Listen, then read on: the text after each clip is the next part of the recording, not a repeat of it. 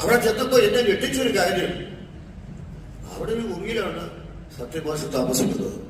അപ്പൊ ഞാൻ എന്റെ മനസ്സിൽ സത്യമാഷ് എന്ന് പറഞ്ഞു കഴിഞ്ഞാൽ പെട്ടാസ് വലിയ മാളികയിൽ ഒരു വലിയ എത്ര പടങ്ങൾ അഭിനയിച്ച ആളാണ്, ഇത്ര വലിയ നടനാണ്.